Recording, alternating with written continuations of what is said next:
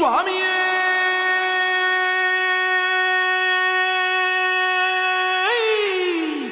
சரணமையப்பா.